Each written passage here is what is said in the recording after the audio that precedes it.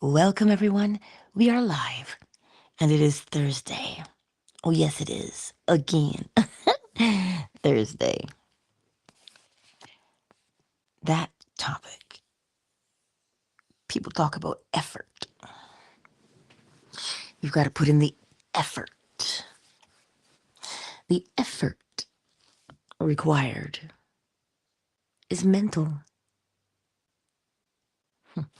Let's explain. Let's look at what it says. The effort required is mental. Getting your mind polarized from where it currently is to where you want it to be. The physical actions required will always follow the mental direction.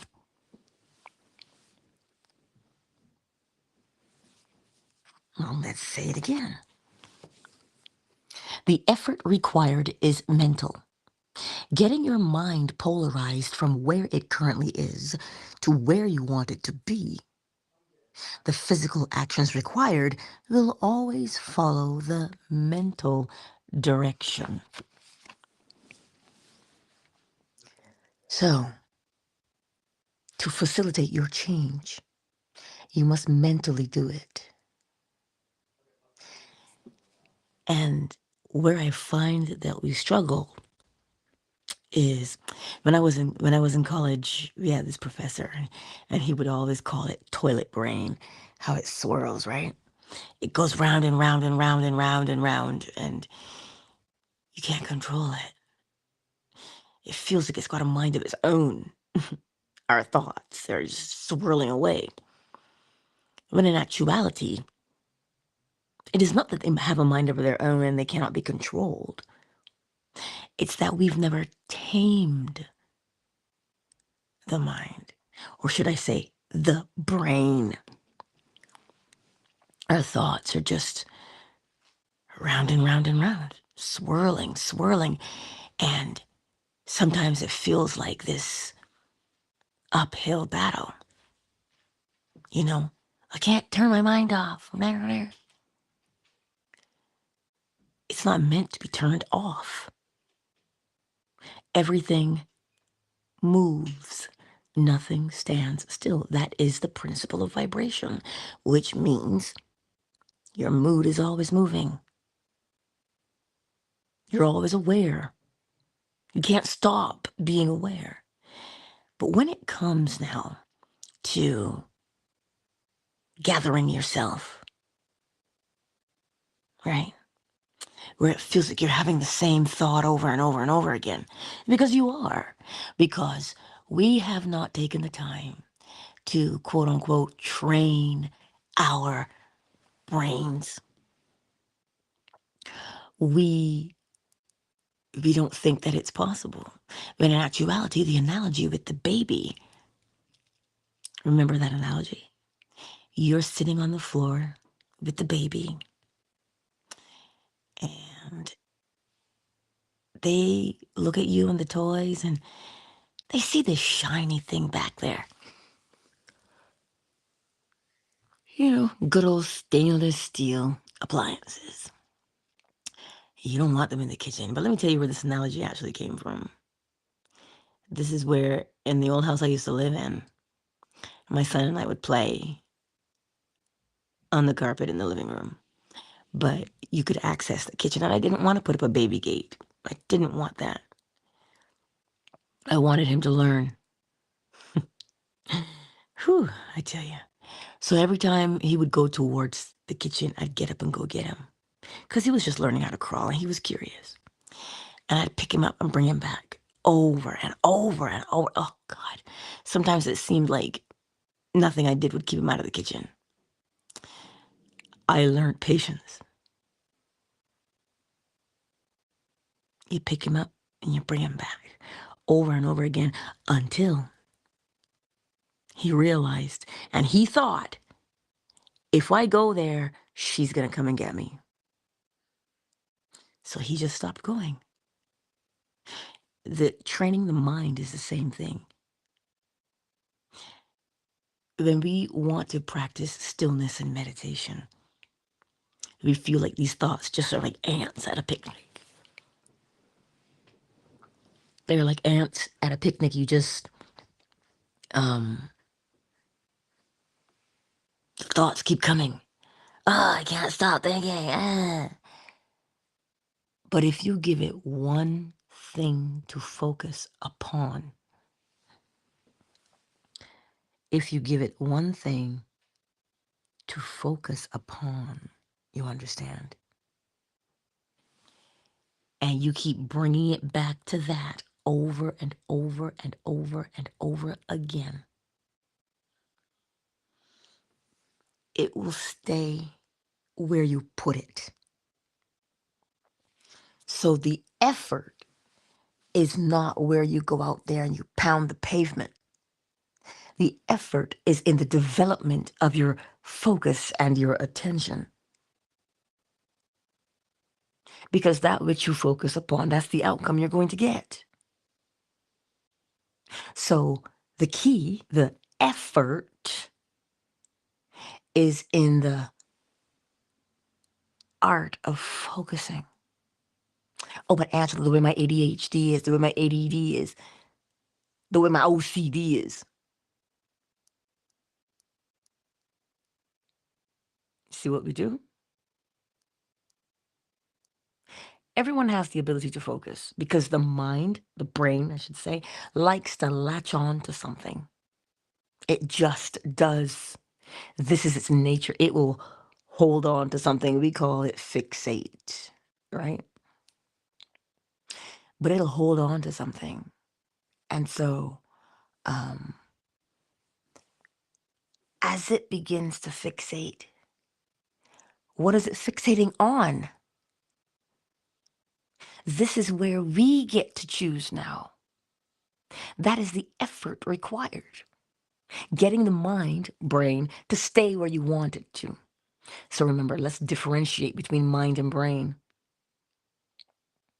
Mind is the awareness of what you are doing.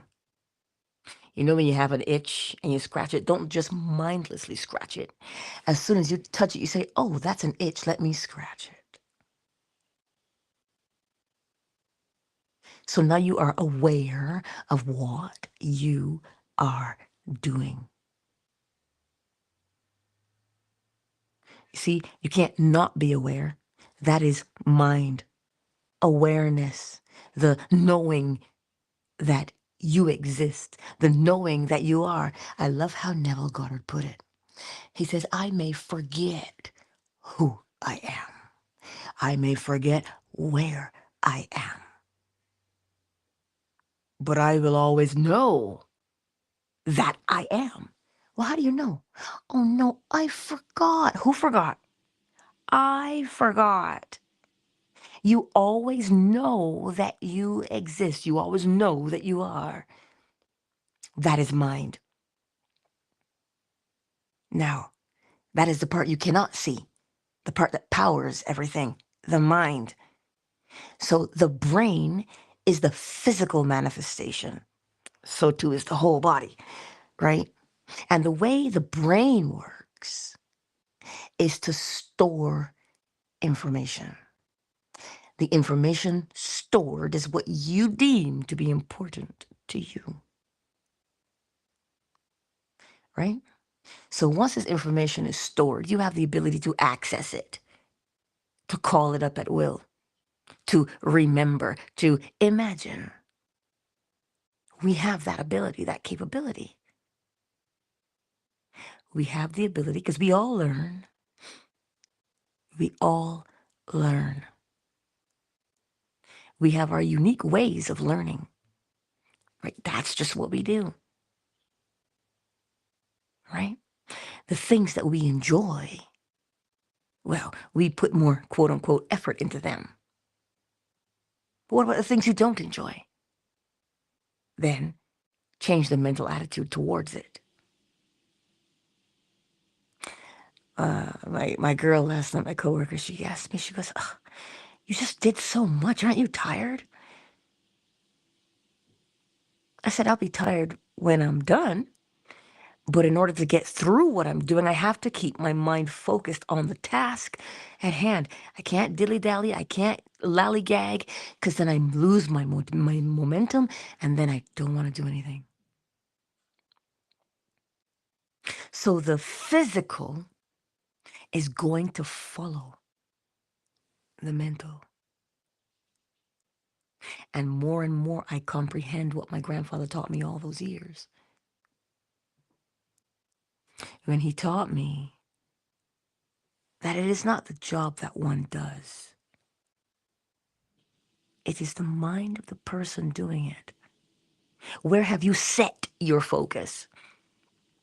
And I started doing something different at work. I found that I was easily distracted.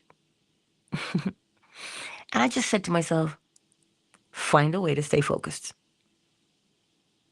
That's what I said to myself. So now, when I touch something, when I take it out of my inbox, I don't put it down. I deal with it, and I put it where it needs to go. And I just do that. When somebody comes and they give me something, as soon as I touch it, I deal with it right there. And if I have to remember something, I tell myself, go back to this when you're done. Sometimes if I need to write a note, I do that. So the effort required is the training of the brain. You train yourself to focus. You train yourself. That is the effort. So that when you train the self will now do what you have trained it to do. Scripture says it this way: train up a child in the way it should go, and it will not depart from it. Why won't it depart from it? Because once you learn it, that's what you're going to be. Because that's what you're going to do. So when you want to change your life, if you're dealing with, whether it is trauma, whether it is abandonment, whether it is neglect, it doesn't matter what it is you are dealing with. They have behaviors. That's how you can identify them. They have corresponding behaviors. And when you acknowledge what those corresponding behaviors are, this is why I say you always know that you exist. If you look at your behavior and how you are behaving, why do I always do that? That's you telling you, here's the habit that you want to change. That's what you are telling yourself. Here's the thing you want to change. You wouldn't have mentioned it otherwise. Why do I keep doing this? I don't want to do this. Why? Don't argue with yourself. Don't fret. Recognize what you are telling yourself. You're telling yourself, because you're aware now. That's why you don't just gloss over your awareness. Oh, I'm alive. Yeah, but how? That's the awareness to come into. How are you doing what you're doing? When you see how you're doing it, you'll begin to comprehend why you're doing it. You'll see why you make that same mistake. And you see, it's not a mistake. You'll see why you keep doing that action. Why do you keep doing that action in that way? And when you ask yourself that question, you'll begin to check the mental attitude. Why? Because the all is mind. The universe is mental. We don't do in the physical unless we first moved in the mental. Oh, you want to doubt me, I know. But listen to yourself. Man, I am not in the mood for that. And what happens when you're not in the mood for it? You don't do it. You don't do it because you're not in the mental attitude space of that thing. So you won't do it. So what do we do then? We put ourselves in the mood to get it done. When you say to yourself, oh, I really had to push through that one. No, you had to get into the mental space in which to do it, because it is the mental that dictates the physical. Anytime you catch yourself, I don't want to do this. Ugh, I hate this. But it's got to get done. The moment you said, ugh, it's got to get done. Damn it. Ugh. And you stomp and you do it, you had to change your mind. You literally changed your mind. You changed your mentality. That's what made you do it. Whether you got angry or you resented the person asking you, you changed your mental attitude. See, we think a mental attitude change does not include things like anger and frustration. They are mental attitudes. And when you start feeling them, you act. So the effort required is not a physical one, it is a mental one. And when you mentally move, you will physically move. So where do you start? By acknowledging the present mental attitude. So when you say, Angela, I can't get over this thing. I can't get through this thing. This is too much. It's okay. It's perfectly natural. We get overwhelmed, don't we? We're people. Don't be so hard on yourself. Just recognize what you're doing. And you recognize that, oh, you know what? I'm not in the mood. I don't want to. I cannot.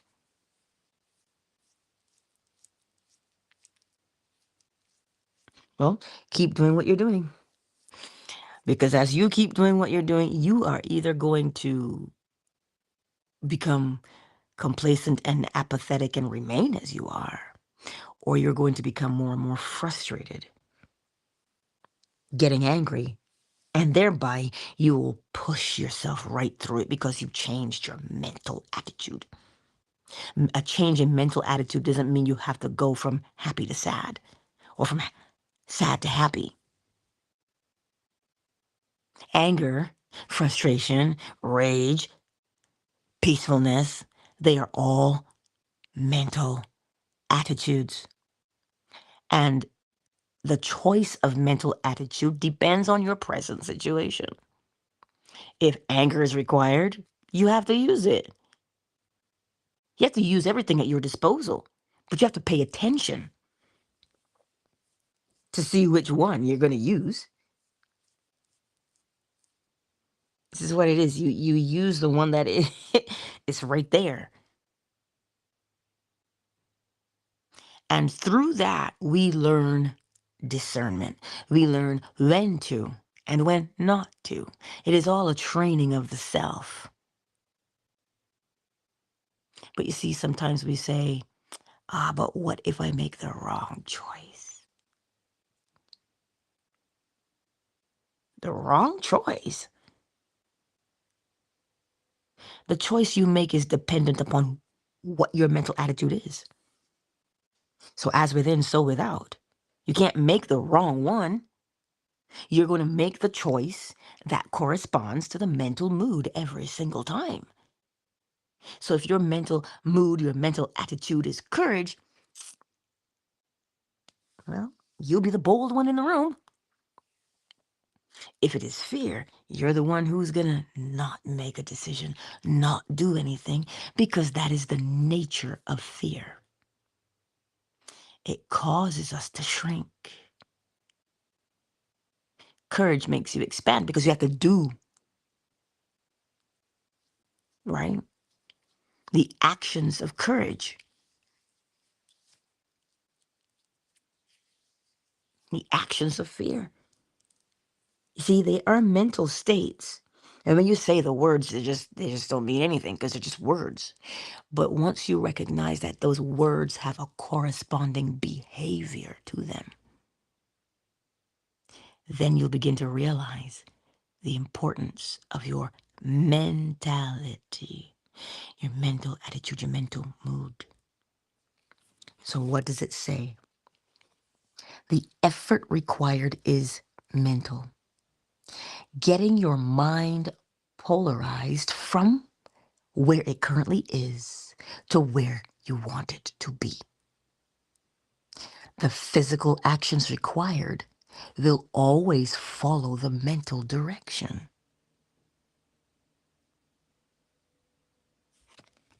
It will always follow the mental direction.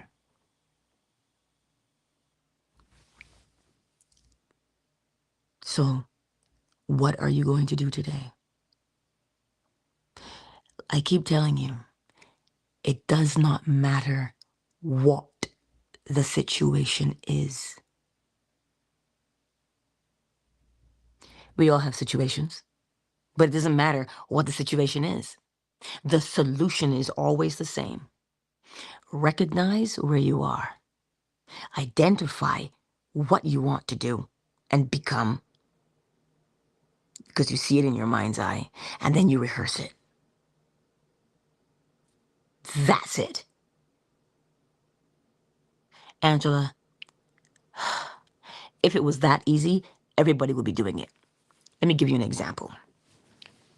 Yesterday, I was saying to myself, oh, I really should put these glasses on and start practicing with them because I saw this infomercial and I thought to myself, well, that's dumb. How's that going to work? But what the person explained made sense. And I bought a pair of the glasses because I'm actually tired of prescription lenses because they don't work. Your eye becomes dependent. It never does what it was designed to do. It just becomes dependent on what you forced it into with the lens. So I said, fine. I bought a pair. And when I take my glasses off, I can't see beans. I can't see anything if I take my glasses off. Not unless it's right in my face. Like it has, I have to pretty much will be eating it to see it. That's how close it has to be. I put these glasses on. They have these, they don't have lenses. They just have these little tiny holes. I put those glasses on and shut your mouth. I could read. I could see the screen. I said, what kind of voodoo magic is this nonsense? It's not voodoo magic.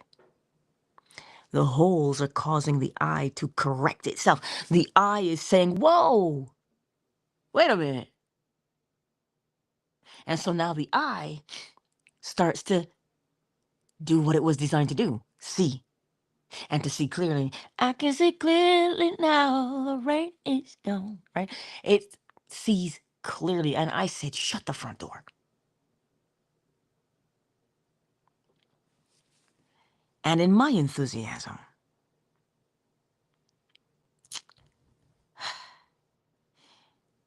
I wear them every now and then. But do you know what the problem is?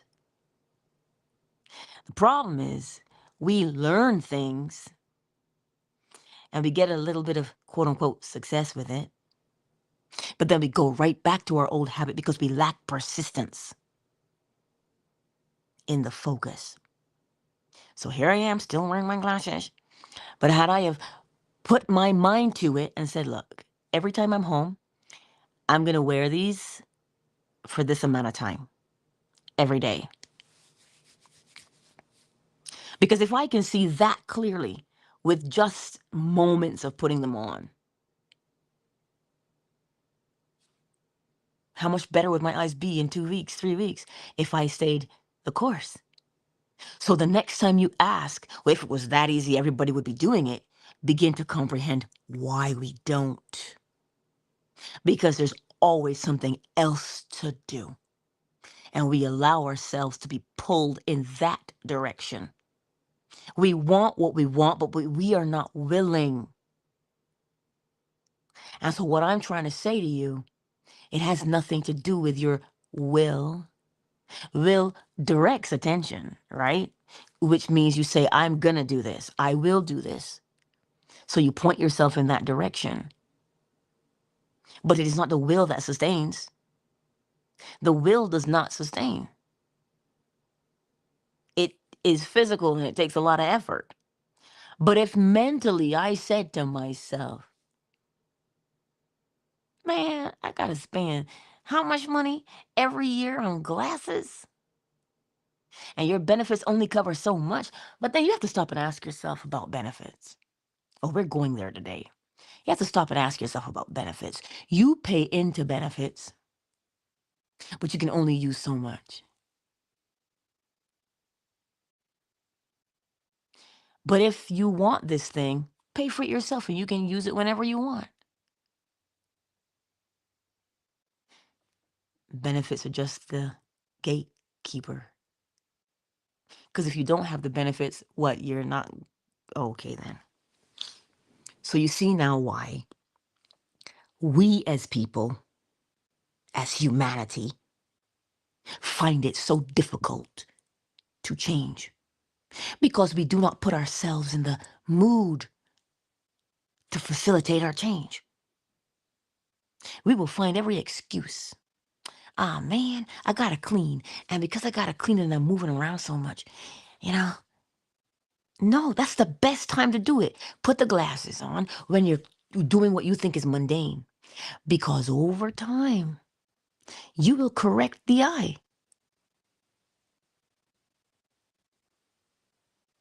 And here I was thinking, oh, because I have a quote unquote astigmatism, that can't be fixed because that's what they always tell you. They can't fix that. And I'm just like, that doesn't make any sense. So if you train the eye, you train it by exercising it, by working it. And that's how you do it with those glasses. But when you put on a prescription lens, no exercise is required. And then they become lazy. And that's why every time you take your glasses off, you can't see. But that's a different day. I gave you that example to show you that we as people, when we say all the time, man, if it was that easy, everybody would be doing it. It is that easy. And we can do it. And the way to do it is to put yourself in the mood. The mood of what? Man, I want to see.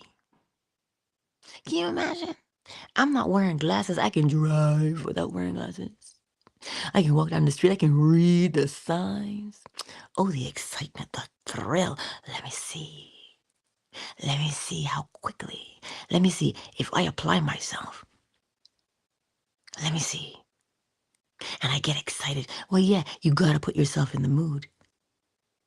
That's why the effort is not forcing yourself to do something, but the effort is to put yourself in the mood.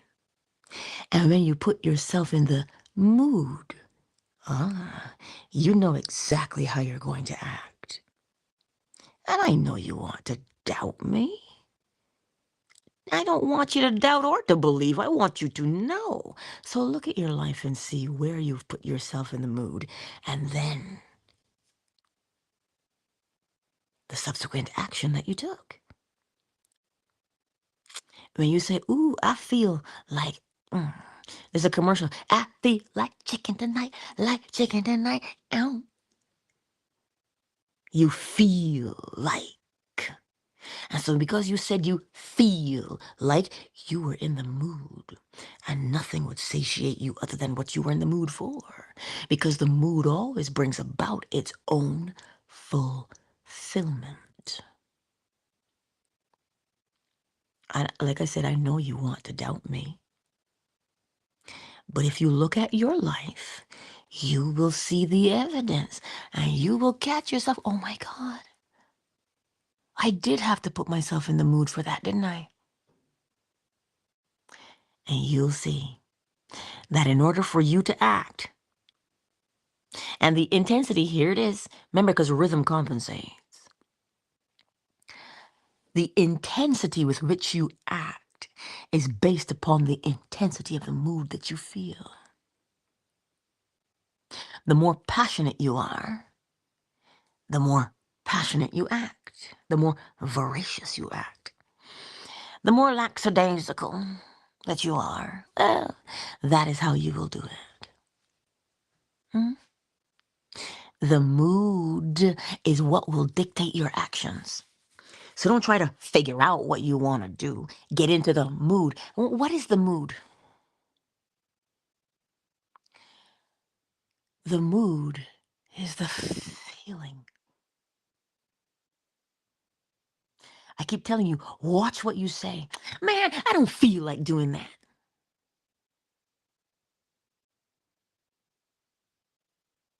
You can always tell. Because when you're doing whatever you're doing it in whatever particular mood you're doing it in, you're either slamming things, banging things around, because that's your mood. There was a commercial about toothbrushes, and it showed you her toothbrush. And look, this toothbrush looked like it went through World War whatever. And the bristles were all splayed and smushed and everything. But she brushed her dog the same way. She would brush her dog in the same fashion. The same way she brushed her teeth was the way she brushed her dog. Because the mental mood. She was frustrated when she brushed her teeth. She was frustrated when she brushed the dog. So the dog is looking at all the hair in the brush and saying, whoa, what are you doing? Oh, go easy there. You know, the mood, the intensity of the mood that you are in will dictate the intensity of your actions, because rhythm always compensates. So if you do it half-assed, you are in a half-assed mood. But if you say it with your whole chest, oh, now you're in the mood. So remember what it says. The effort required is mental. Getting your mood polarized. So moving the mood from where it is to where you want that mood to be. Polarization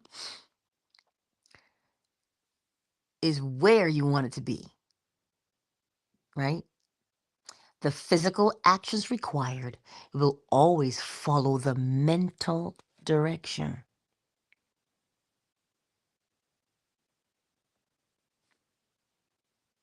Physical will follow mental, because it is the mental directive. Watch as you go through today. Watch and see. Watch and see. You ever got up and you're like, and you cleaned the whole house? Okay. That's what it is, right? It is that mental mood. And so the next time you hear, oh man, I got to put so much effort. Yeah, the effort is mental. Get yourself in the mood of what it is you want to accomplish. And that thing will be accomplished, because the mood fulfills itself. Why? Because every cause has its effect and every effect has its cause. So this particular mood has corresponding actions. So once you're in that mood, you're going to do those corresponding actions.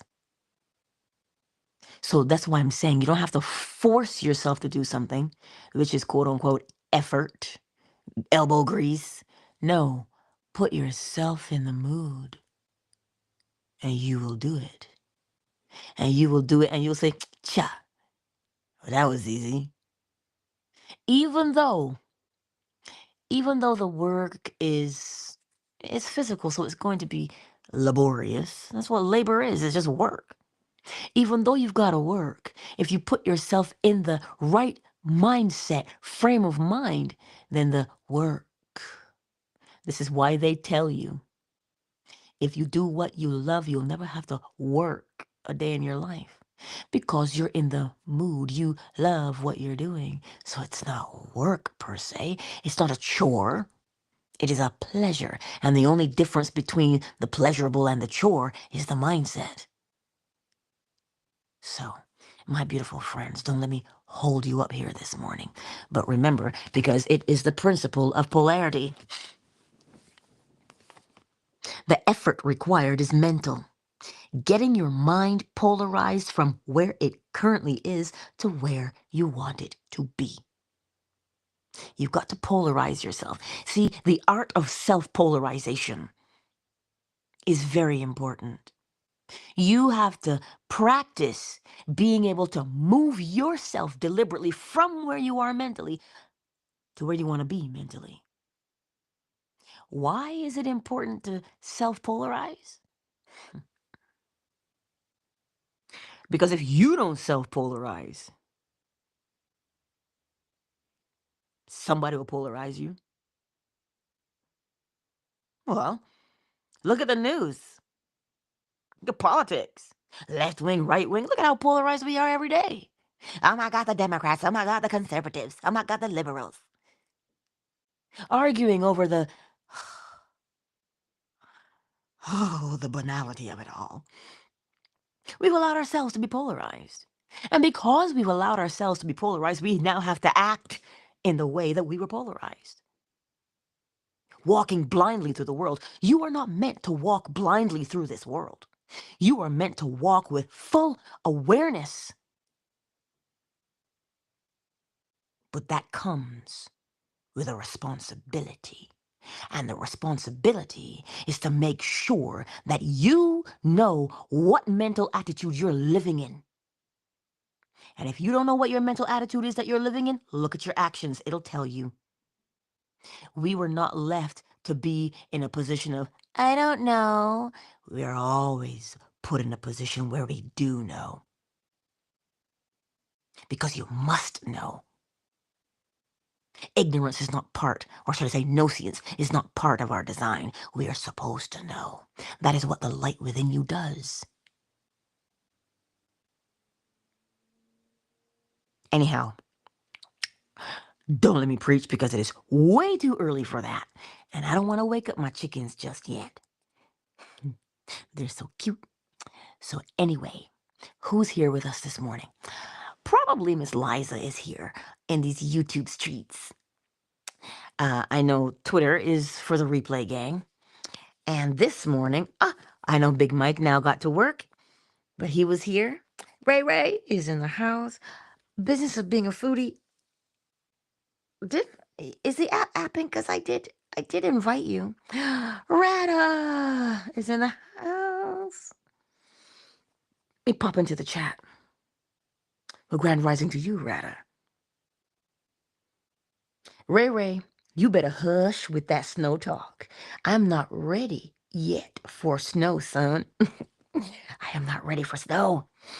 And Stephen1235 was here. My sweet KZ was also here. But the app is apping, I think. But when you go out there in the world today, watch yourself. Watch.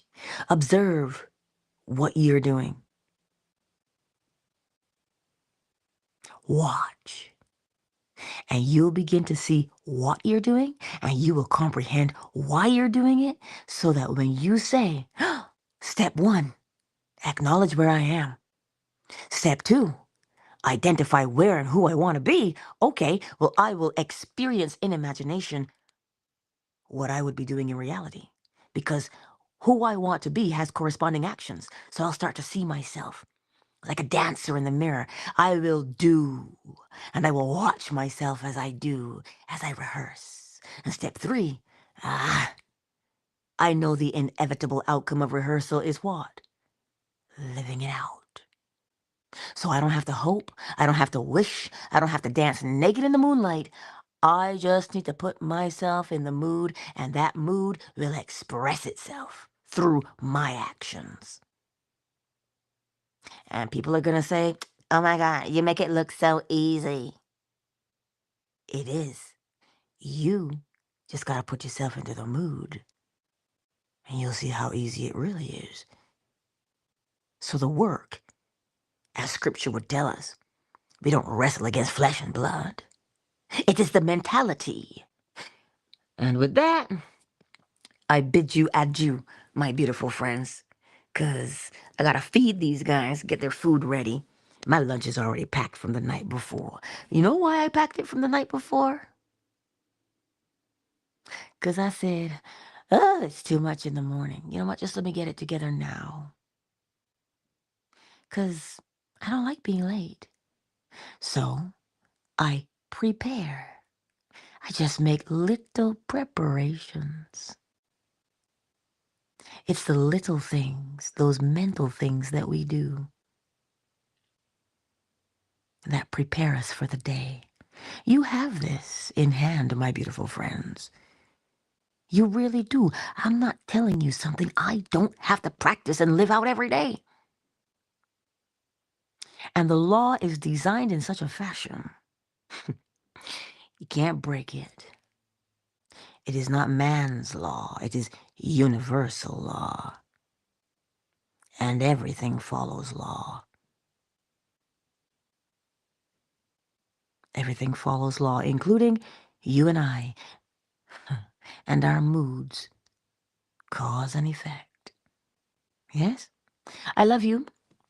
You know, today is the final double shift day. Wednesday, Thursday. So I'll get on the road, and I will see you on the morrow. 7 a.m. Eastern Standard Time, right here on YouTube, Facebook, Twitter, Fanbase. You know I will see you. And you know that I do love you. You can always slide into my DMs if you have questions, not because I'm an expert. Far from it. I'm just living and practicing and correcting the self and getting my mental state the way I want it to be. That's why I tell you, stop judging yourself. I can't. Yes, you can. And I know it works because I see the evidence every day with my boy. But that's for another day. Anyhow, oh, come. So anyhow, I will catch y'all on the flip side. Peace. You know I love you. Peace out. Good morning, my sweet.